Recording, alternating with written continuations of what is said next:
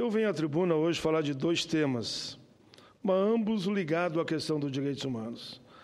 Um, senhor presidente, foi registrar com muita tristeza o que aconteceu em Santa Maria, lá no Rio Grande do Sul, onde um senegalês foi incendiado, botaram fogo nesse cidadão.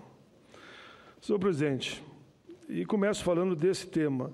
Queria registrar a presença aqui do nosso ex-deputado federal constituinte, Hermes Zanetti, que está fazendo um trabalho de exaustão na busca de uma solução em relação à dívida do Rio Grande com a União e que, na verdade, atinge a maioria dos estados brasileiros.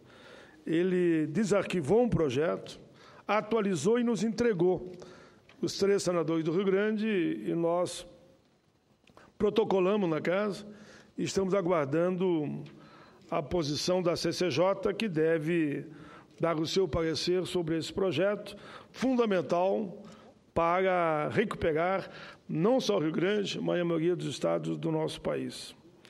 Seja bem-vindo, senador Zanetti. Depois nós conversaremos um pouco sobre outros temas de interesse nacional que percebo que Vossa Excelência está muito preocupado. Mas eu falava aqui sobre o que aconteceu em Santa Maria.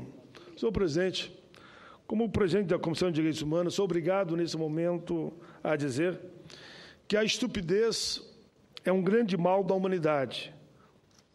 Por ela, pela estupidez, guerras são iniciadas, genocídios acontecem, muros são levantados, crianças morrem de fome e, por falta de atendimento médico, dezenas e dezenas de pessoas, para não dizer centenas, sofrem e muitos morrem. O meio ambiente é destruído e por aí nós vamos. Quer dizer, atacam a vida.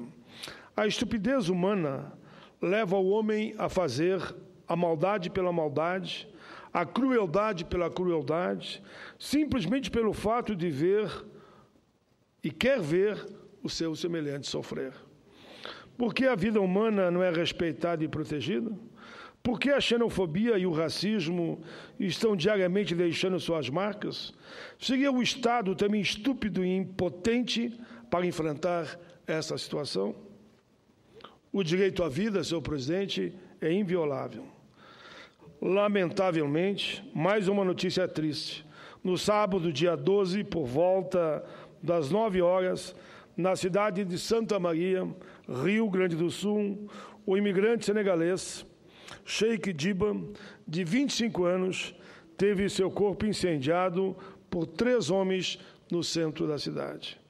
Ele dormia em um colchão na calçada quando acordou, com o fogo no seu corpo e no colchão, e viu 3 homens correndo.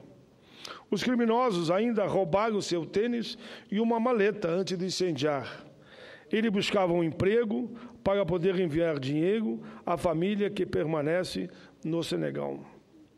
Conforme informações que me passaram, antes esse senegalês tentou dormir num albergue, mas foi proibido de entrar.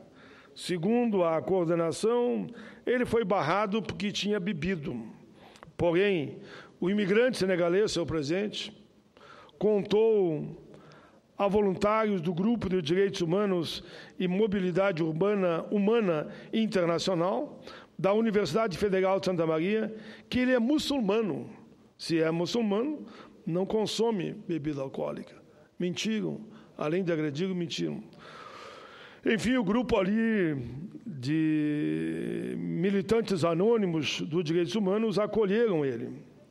Pessoas que lhe atenderam disseram que o SAMU também negou socorro, porque não se tratava de um morador local. Cheikh Diba foi atendido, então, pela Brigada Militar e conduzido à emergência pelo Corpo de Bombeiros. Informação dão conta de que, felizmente, ele está se recuperando e poderá ter alta do hospital, mas que estava muito abalado psicologicamente e, naturalmente, chorando muito. É fundamental, é urgente, senhor presidente, que o poder público e a Polícia Federal tomem providência para encontrar e prender os criminosos. Senhor presidente, precisamos nesse país de ser mais solidários, ter mais fraternidade, amor, solidariedade, respeito entre as pessoas e também saber respeitar as diferenças. Senhor presidente, feito esse registro, eu faço um outro registro rápido que me comprometi até o dia 22, e quando eu me comprometo eu cumpro, de vir todo dia à tribuna e lembrar, dia 22, reunião do Congresso Nacional, nós temos que deliberar sobre os vetos. Desde maio, deputado Zanetti, que essa casa não tem uma sessão do Congresso. Vocês vão ver que no meu discurso eu critico o ato do Executivo, critico o ato do Judiciário, mas eu tenho que também fazer autocrítica dessa casa. Não tem sentido nós não deliberarmos nas sessões do Congresso sobre pilhas de veto que estão acumulando. Chegou uma época que nós chegamos a ter aqui 3.500 vetos sem ser apreciados. Agora já estamos quase uma centena e não estamos votando. E por azar ainda dos velhinhos do Aéreos, que Vossa Excelência conhece muito bem, que são aqueles que se aposentaram no tempo da Varig, da Transbrasil, da VASP, nenhuma delas existe mais. E depois o fundo faliu, porque se apropriaram do dinheiro, eles ganharam na justiça, porque foi falta de fiscalização do Executivo na época, mas não recebem, por quê? O Executivo está cumprindo aí a sua parte. Ele mandou para cá o PL número 2, 2015, só que só pode ser votado depois de apreciar os vetos. Como não aprecia os vetos, não vota o PL2 e os idosos não recebem aquilo que eles têm de direito, porque tem que ser votado pela casa, o dinheiro está no banco, só que eles não podem receber. Então fica mais uma vez aqui o apelo para que deputados e senadores venham a Brasília, estejam aqui no dia 22 e votem. Cada um votará pela sua consciência. Eu repito e reafirmo que para mim é coerência de quem tem atividade pública. Todos os projetos que eu votei favoravelmente, no veto eu manterei a mesma posição. Naqueles projetos que aqui na votação nominal eu votei sim, agora eu votarei pela não derrubada do veto. Essa é a minha posição, clara e explícita. Eu não consigo ter duas posições.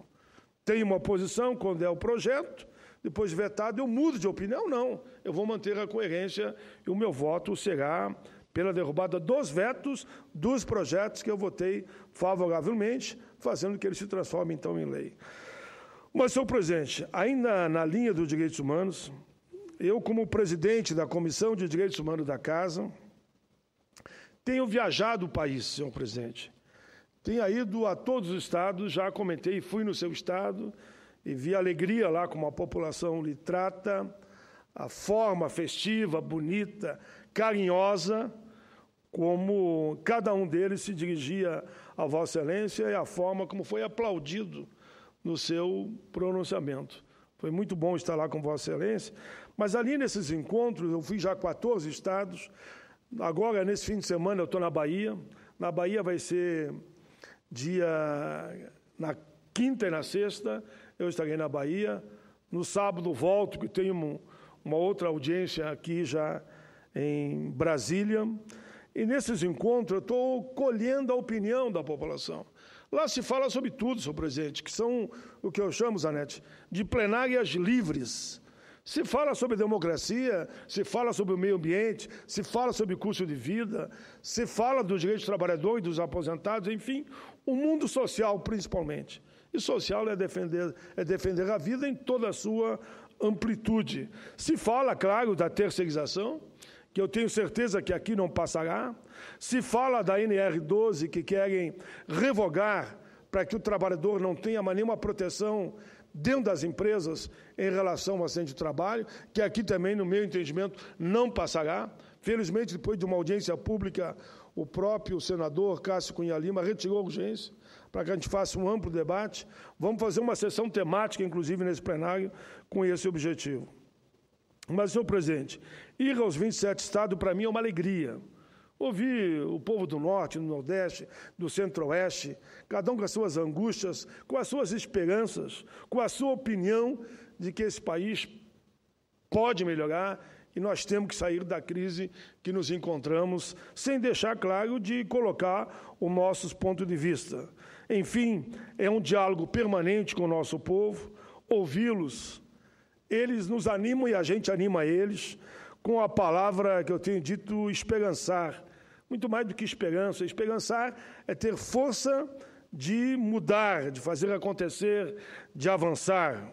Pois bem, senhor presidente, como resultado parcial desse meu giro pelo Brasil, até agora eu sou obrigado a constatar que há um certo desencanto, senhor presidente. Há um certo desencanto com o Executivo, com o Legislativo e com o próprio Judiciário. O nosso povo, senhor presidente, está vendo o atual governo com certo constrangimento, e por isso eu uso a palavra desencanto. E isso se reflete nas pesquisas de opinião pública. Todos sabem que eu pertenço à base do governo. Devo admitir que não há como negar que essa realidade do desencanto está nas ruas. Entre os principais fatores responsáveis por esse desencanto da nossa população com o governo, situa-se, sem dúvida, mediante a crise econômica, social, política e ética. E aí nós vamos vendo o aumento do custo de vida. É justamente sobre isso, senhor presidente, que eu vou falar hoje. Os partidos cumprem seu papel como agremiação política e todos, de uma forma ou de outra, têm compromisso com a sua própria história, Por isso que eu afirmo aqui a minha posição em relação ao PT. Desde a sua fundação, ainda na década de 80, o PT lutou pela melhoria das condições de vida dos trabalhadores e suas famílias. Na oposição, combatemos duramente, senador Zanetti, você estava lá, não era só o PT não, você na época era do PMDB. Permita que eu aponte para Vossa Excelência, mas de forma respeitosa. Você foi um combatente, daqueles que eu digo, Vossa Excelência estará sempre entre aqueles que eu chamo de guerreiros do povo brasileiro. Na oposição, combatemos junto, duramente, o FMI e as medidas recessivas que foram implantadas no Brasil de acordo, naquela época, pelo receituário desse fundo. Combatemos a inflação, o desemprego, o arroz salarial, combatemos a deterioração do poder de compra dos aposentados e pensionistas. Por tudo isso, quando o presidente Lula venceu as eleições de 2002, um novo ânimo, uma nova esperança tomou conta da população brasileira. A esperança em dias melhores, a esperança com mais saúde, a esperança com mais educação, a esperança com mais segurança, a esperança com mais qualidade de vida. Durante os 8 anos do governo do presidente Lula e o primeiro mandato da presidenta Dilma, achávamos que este sonho iria se tornar realidade. Mas confesso, senhor presidente, que depois de uns tempos para cá, parece que este sonho está ficando cada vez mais distante. Eu não gostaria de usar o que diz John Lennon numa das suas canções, e ele diz: o sonho acabou. Eu não gostaria de usar esse termo, porque o sonho ele é permanente. Entre um e o outro sonho, nós continuamos sonhando com um país melhor e bom para todos. Mas a realidade hoje nos preocupa muito. O Brasil não consegue crescer. Em 2013, por exemplo, o Brasil cresceu 2,5%, média menor do que apresentada pelo mundo, em torno de 3%. Pelos países emergentes, em torno de 4,7%. E pela própria América Latina, que foi 2,7%, e nós ficamos em 2,5%. Em 2014, nosso PIB cresceu apenas 0,1%. 2015, a perspectiva é que 0,5%, e todos apontam que 2016 deverá ser também negativo na área de 1% a 2%. Essa queda da atividade econômica em nosso país não faz sentir em todos os setores, nos faz sentir que ela está acontecendo em todo o setor. Na indústria, a queda foi de 1,2%. Nos serviços, um avanço de apenas 0,7%. O menor desde 1996. E o consumo das famílias brasileiras caiu 2,9% em 2013, que foi em 2013, para 0,9% agora, no ano passado. Além disso, os investimentos recuaram 4,4% no ano passado, a maior queda desde 99. Isto, senhor presidente, é muito grave, porque, de acordo com o IBGE, a queda dos investimentos foi que travou o crescimento da economia brasileira. Isso tudo mostra que estamos num quadro de retração econômica, acompanhado de aumento da inflação, da energia elétrica, do dólar e da restrição ao crédito, cujo resultado geral, todos sabem, vai ser o aumento de custo de vida dos trabalhadores e o desemprego. A rotatividade é assustadora. Apenas para ilustrar, no acumulado dos últimos 12 meses, o IPCA ultrapassou o patamar de 8%, o que significa a maior alta da inflação em 11 anos. Todos nós sabemos, de longa data, que o aumento da inflação e do custo de vida prejudica quem? Os mais pobres. Prejudica aqueles que ganham pouco, que não têm como se proteger do aumento de preço. Esse aumento do custo de vida tende a agravar ainda mais a crise econômica. É um ciclo vicioso, porque vai impactar negativamente a atividade econômica e gerar mais recessão. Menos dinheiro no bolso do trabalhador significa menos consumo, menos produção, menos emprego.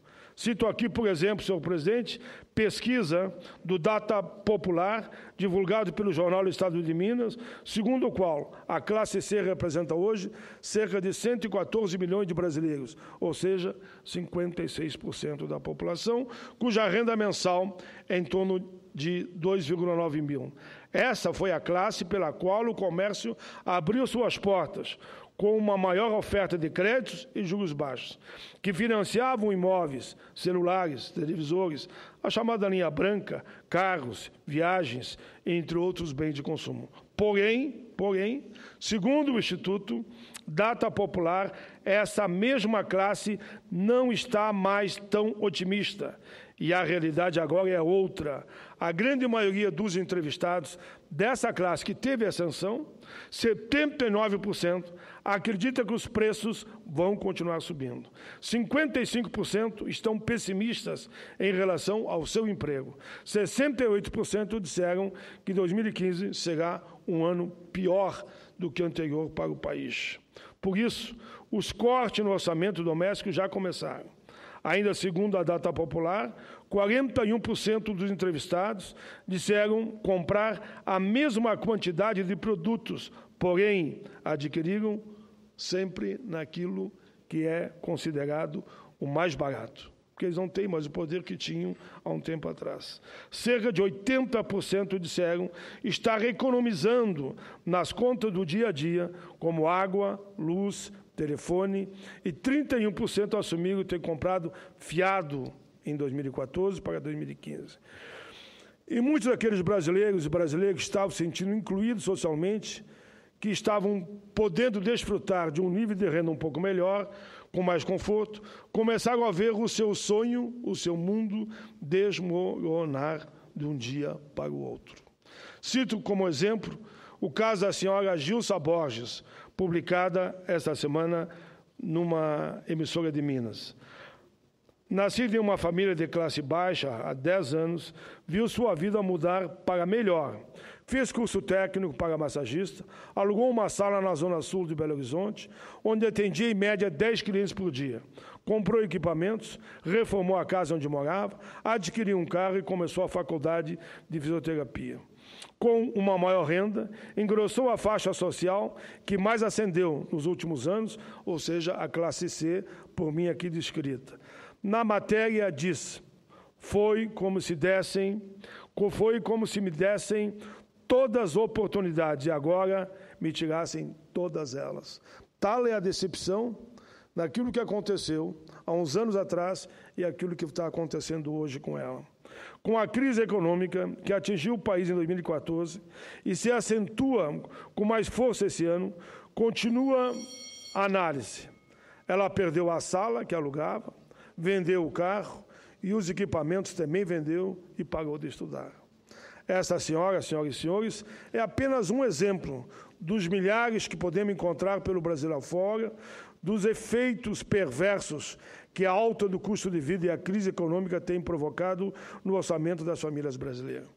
Senhor presidente, há pouco tempo atrás eu vi uma matéria, deputado Zanetti, que mostrava que o brasileiro estava optando mais para montar uma barraquinha, para vender laranja, para vender banana, para vender maçã e para vender o chamado prato feito, né? Aquele prato feito que é vendido num espaço plastificado. E a concorrência, senhor presidente, eu moro longe daqui. Quando eu me desloco daqui para a minha casa, há alguns anos atrás, eu via 10 barracas, hoje eu vejo 50 barracas, numa concorrência um contra o outro para vender o pratinho pronto naquela marmita. É a marmita o termo certo, né? Ou a quentinha. Para vender banana, melancia, laranja, abacaxi. E aí parei a perguntar, eu vi que aumentou tanto a concorrência. Olha o que eles me disseram. Senador, aumentou tanta concorrência devido ao desemprego. E o mais grave, se a gente bobear, passa um malandro aqui e nos assalta ainda. E leva os R$50, R$200, que é a feira do dia, digamos, o resultado da venda dos produtos de alimentação, que ali ele vendeu e não leva embora.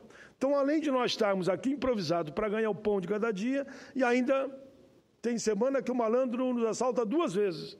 Encosta o carro, calça todo mundo, recolhe o dinheiro e se manda embora. Então, essa é uma realidade que eu quero aqui dividir com os senhores, que é a situação baseada na alta do custo de vida, a crise econômica e o desemprego. Esses efeitos são ainda mais acentuados entre os idosos, que hoje representam 13% da população. De acordo com a última pesquisa divulgada pela Fundação Getúlio Vargas, a inflação para os que têm mais de 60 anos é maior do que para o resto da população.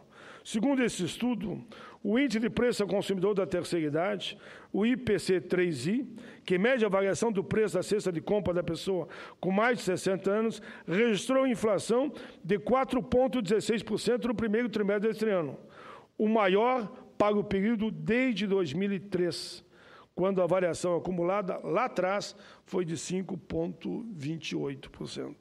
Já no acumulado dos últimos 12 meses, de acordo com a mesma inflação, o índice fica maior do que a inflação acumulada para o resto da população. Para o resto da população, ficou em torno de 8% e para eles 8,56%.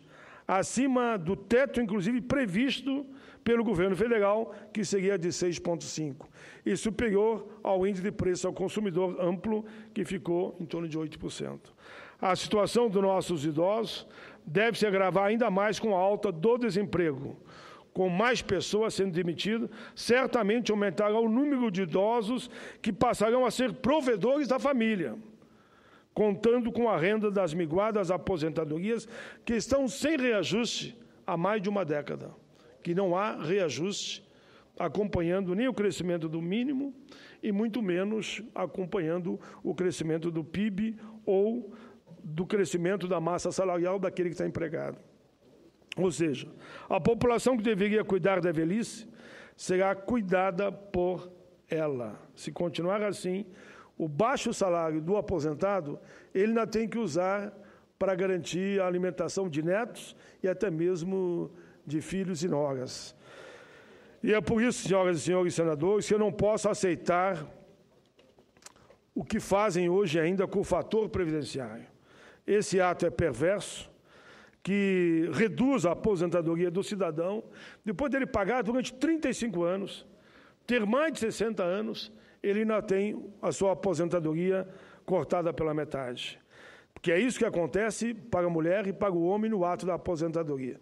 Fizemos uma engenharia aqui, quando aprovamos a fórmula 85-95, que eu venho brigando há muito tempo, mas só vai valer por 2 anos. Daqui 2 anos ela não vale mais. E depois desses 2 anos, em 5 anos, a fórmula vira 90-100.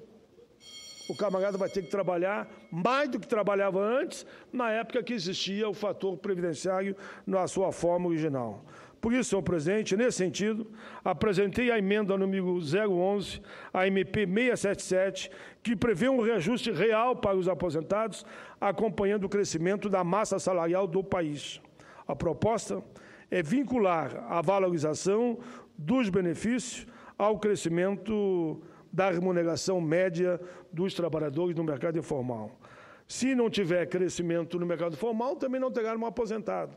Uns falam, por que tu não vincula o PIB? Bom, o PIB não está crescendo, mas assim mesmo, se quiser, eu vinculo o PIB, que há 2 projetos, também é esse, só que o PIB tem sido negativo, significa que o aposentado não vai ter nem um centavo de reajuste. Assim, senhor presidente, todo o crescimento real observado na remuneração dos trabalhadores ativos ao longo do ano passa a ser igualmente concedida aquele percentual aos aposentados e pensionistas no ano subsequente. Com isso, estaríamos assegurando a melhoria do salário dos aposentados e pensionistas.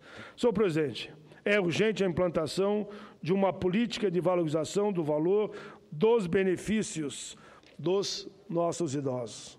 Senhor presidente, eu quero ainda discorrer, nesse momento, senhor presidente, sobre um tema que preocupa a todos nós. O impacto do aumento do custo de vida também se tem feito sentir no poder de compra da chamada Bolsa Família. Matéria publicada pelo Diário de Pernambuco, em 3 de maio último, ilustra bem essa minha opinião. Ilustra muito bem, senhor presidente, o que está acontecendo com os beneficiários do Bolsa Família. Um programa que conta com quase 14 milhões de pessoas cadastradas e que ajudou a retirar da linha de pobreza 36 milhões de brasileiros entre 2003 e 2013. De acordo com a referida matéria, no Vale do Jequitinhonha, e todo mundo sabe que é um dos vales mais pobres do país, os beneficiários do programa repetem sempre a mesma história. Mesmo com o auxílio do governo, precisam agora recorrer à ajuda de parentes e conhecidos para não passar fome. Para ilustrar o que estou dizendo, gostaria de transcrever um trecho da entrevista que a secretária de Ação Social do município de Itinga concedeu, senhora Débora Ramalho Vieira, concedeu a entrevista ao Diário de Pernambuco. De acordo com ela, agora abro aspas, os pedidos de ajuda ao órgão são constantes. Recebemos pessoas que alegam que a sua única renda devido ao desemprego é a Bolsa Família, que não tem nada em casa. Não tem comida e nem dinheiro sequer para ir a uma feira, comprar banana que seja, laranja ou abacaxi. Outros dizem que não tem nenhuma colher de arroz para fazer o almoço e alimentar o filho para mandá-lo à escola. Recebemos constantemente pedidos variados de pessoas beneficiadas do Bolsa Família. Urgentemente, o que tem chegado mais é pedido de ajuda de custo para o pagamento, senhor presidente, de conta e de luz. Além de não poder comprar gás, além de não poder comprar alimentação, não podem pagar a água e a luz. Essa é a condição que estão vivendo milhares e milhares de famílias brasileiras, beneficiárias ainda pelo Bolsa Família, que dirá se não tivesse o Bolsa Família, como decorrência, claro, mas aí, da escalada da inflação. Além da escalada da inflação, da crise econômica e do aumento do custo de vida nos últimos meses. Essa situação não pode continuar. Nós, senhor presidente, que sempre lutamos em favor da melhoria das condições de vida da nossa gente, não podemos aceitar esse arroxo, a recessão, o desemprego, a miséria e a inflação. É preciso mudar a política econômica. Aí, ministro Levi, eu sou daqueles que não é a primeira vez que eu venho dizendo que aquele ajuste fiscal de tirar o dinheiro da viúva, de tirar o dinheiro do seguro-desemprego, de tirar o dinheiro do pescador, de tirar o abono de um salário mínimo uma vez por ano do idoso, só poderia dar nisso. Eu não posso ser favorável a uma política econômica que impõe sacrifícios à classe trabalhadora, aos aposentados, aos pensionistas, aos servidores, enquanto que os bancos e as operadoras de cartão de crédito têm lucros astronômicos. O sistema financeiro vai muito bem infelizmente, o que vai mal é a indústria, que vai mal é o emprego, que vai mal é o salário do trabalhador, e aí aumenta o custo de vida. Em 2013, só como exemplo, senhor presidente, o Banco Itaú, por exemplo, teve um lucro em 2013, onde eu falo de toda essa miséria, aí eu mostro o lucro do banco, 15,7 bilhões, o maior já registrado na história dos bancos. No único ano, quase 16 bilhões de lucro. O resultado representa uma alta de 15,5% em relação ao obtido em 2012. O Bradesco fechou o ano de 2013 com o lucro, aí já é outro banco, de 12 bilhões. Já aparecendo em 2015, o lucro líquido do Banco do Brasil aumentou 117,3% no primeiro trimestre, em comparação com o mesmo período do ano passado. Esse resultado está em linha com os balanços do Itaú, do Bradesco, do Santander, que, apesar da crise, só divulgam altos e altos lucros que não dá para esconder, porque é fato e é real. Senhor presidente, tem uma luta política, meu amigo Zanetti, que mostra o meu compromisso com os direitos humanos, com o social, com aqueles que são mais vulneráveis, com os discriminados. E, claro, que eu luto também, porque entendo que meio ambiente é vida, luto pelas liberdades, luto por política de igualdade e não posso aceitar uma situação como essa. Por isso, defender mudanças na política econômica que imponha menos sacrifício aos setores menos favorecidos da sociedade e mais sacrifício àqueles setores que sempre lucraram nesse país é ser coerente com a nossa história, a história das nossas vidas, com a nossa militância no longo desses anos. Tenho a esperança, senhor presidente, senhoras e senhores senadores, de que o Congresso Nacional possa dar uma contribuição significativa. Espero que o pacote que estão falando e que vão divulgar entre hoje e amanhã não seja, mais uma vez, sacrifício nos trabalhadores, no campo e da cidade. Sacrifício para aqueles, senhor presidente, que mais precisam. Que não venham, mais uma vez, atirar em pescador, atirar em quem está desempregado, atirar nos viúvos e nas viúvas, atirar no abono. Espero que não seja isso, senhor presidente. Espero mesmo que esse pacote não venha a trazer prejuízo para a nossa população, repito, mais vulnerável, seja no campo, seja na cidade. Espero eu que o pacote venha para frear, para dar um basta na alta descabida do custo de vida, da inflação e dos juros nunca visto. Nós somos entre os países do mundo, com certeza, ficamos entre os 3 que têm a taxa de juro mais alta do planeta. Enfim, espero que possamos retomar o crescimento econômico e a construção do Brasil que sonhamos. Sou daqueles que repete,